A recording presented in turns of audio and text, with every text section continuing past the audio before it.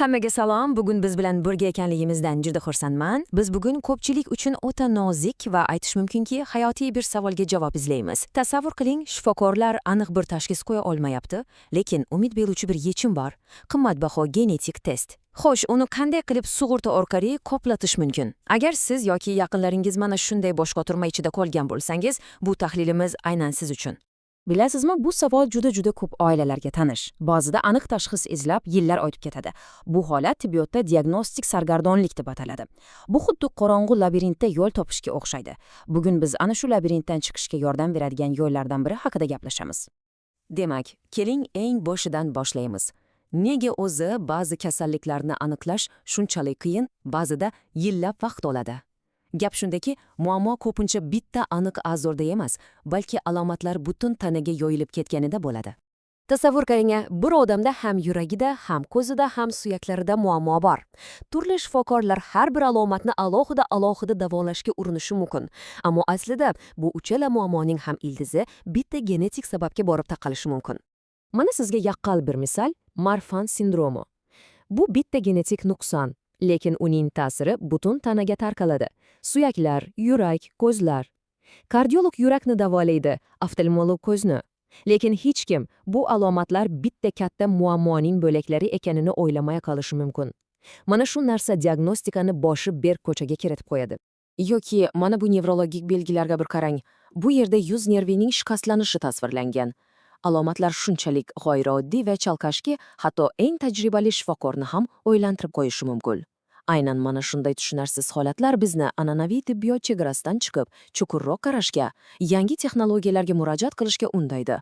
Shuash, bu diagnostik boshi berk ko'chadan chiqishni iloji bormi? Albatta bor. Zamonaviy texnologiyalar, aniqrog'i ilg'or genetik testlar bizga katta umid beradi.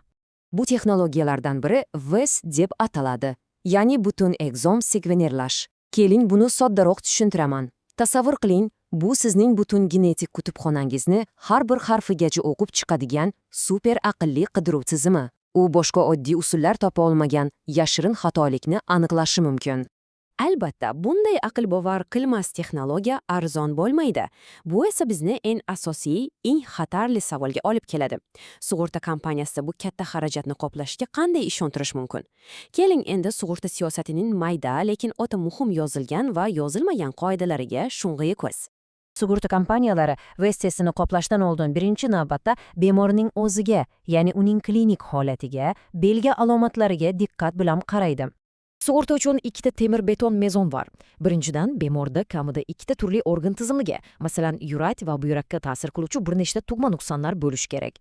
Ikkinchidan, o'rtacha yoki undan og'irroq darajadagi aqliy zaiflik kuzatilishi lozim. Ya'ni sug'urta ko'rish kerakki, bu yerda muammo haqiqatan ham jiddiy va keng qamrovli. Ana, endi boyagi Marfan sindromi haqidagi gapimizga qaytamiz, esladingizmi?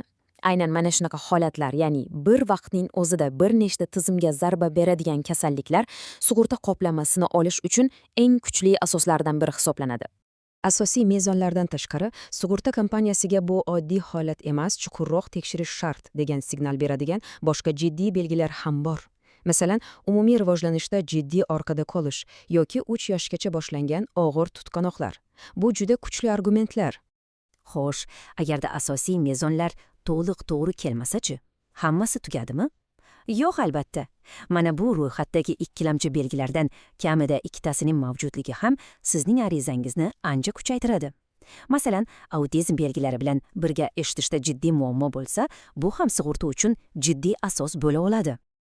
Okey, deylik, bemorning alomatlari mezonlarga mos keldi. Endi nima? Ish bitdimi? Afsuski yo'q. Ishning ikkinchi, lekin xuddi shunchalik muhim qismi bor. Endi sug'urta kompaniyasi testning o'zini o'tkazish shartlariga qaraydi. Mana bu shartlarni yodda saqlash juda muhim. Birinchidan, test natijasi bemorni davolash rejasini o'zgartira olishi kerak. Bu shunchaki qiziqish uchun emas. Ikkinchidan, agar shifokorda allaqachon biror aniq kasallikka shubha bo'lsa, avval o'sha kasallik uchun mo'ljallangan maxsus testni o'tkazish kerak. Uchinchidan, bu testni faqat genetik, nevrolog kabi tor mutaxassis buyurishi mumkin. Va eng muhimi, WES bu oxirgi chora. Undan oldin soddaroq, arzonroq testlar o'tkazilib, ular natija bermagan bo'lishi shart. Demak, eng asosiy xulosa shuki, shuni eslab qoling. Sug'urta kompaniyalari Westons Blot testini hech qachon birinchi qadam sifatida qoplamaydi. Bu test boshqa barcha imkoniyatlar tugagandan so'ng diagnostika jumboqini yechish uchun qo'llaniladigan yakuniy va eng kuchli vositadir. Xo'sh, shuncha murakkab ma'lumotlardan keyin qanday amaliy xulosaga kelamiz? Keling, hozir hamma narsani sarhisob qilib, oson tushunadigan qilib bir joyga to'playmiz.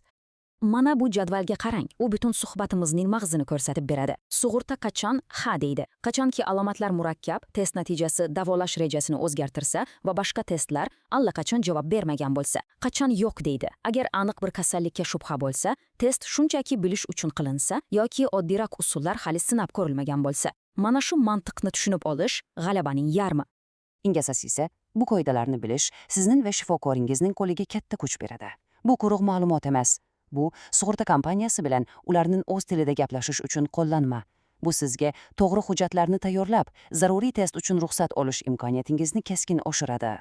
Va so'ngida kelajakka bir nazar tashlaylik. Mana shunday ajoyib texnologiyalar arzonlashib, sug'urta qoidalari soddalashib, genetik tibbiyot hamma uchun ochiq va tushunarli bo'ladigan kun kelarmikin?